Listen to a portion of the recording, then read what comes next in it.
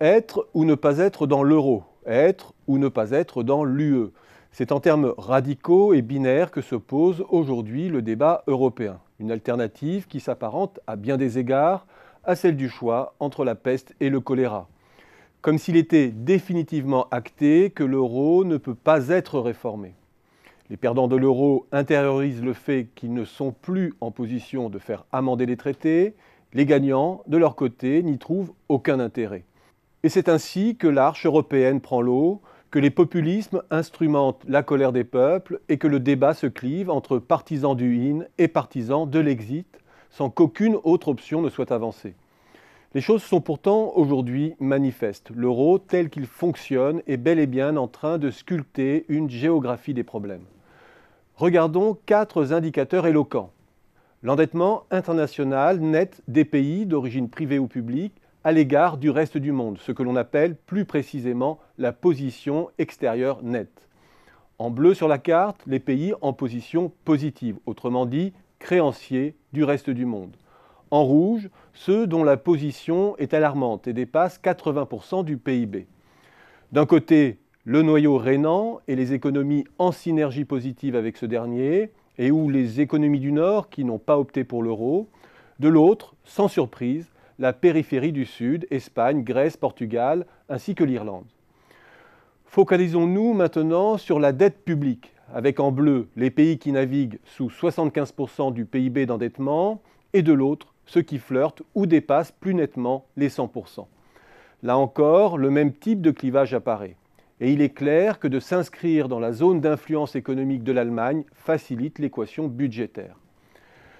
Même chose lorsque l'on fait une photographie des déficits publics fin 2015, entre d'un côté les pays qui naviguent sous la barre des 2% de déficit et ceux qui peinent à passer sous le seuil des 4%.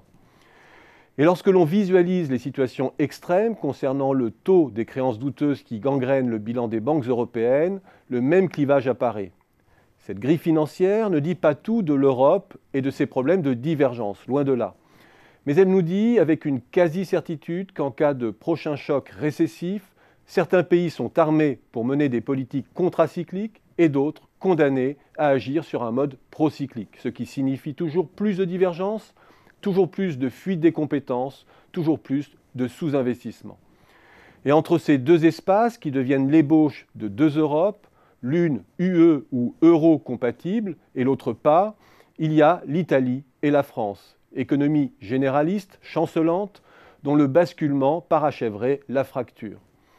Pour ces deux économies, l'appartenance à l'euro les expose à un autre dilemme entre la peste et le choléra, soit maintenir le statu quo et décrocher lentement mais sûrement, se faisant évincer par le noyau dur rhénan, soit miser sur l'ajustement par les coûts, réduire le poids de l'État et tirer vers le bas l'ensemble de la croissance européenne dont il représente 36% du PIB et décrocher en termes d'investissement et de demande pour maintenir leur part dans un commerce intra-européen toujours plus étriqué.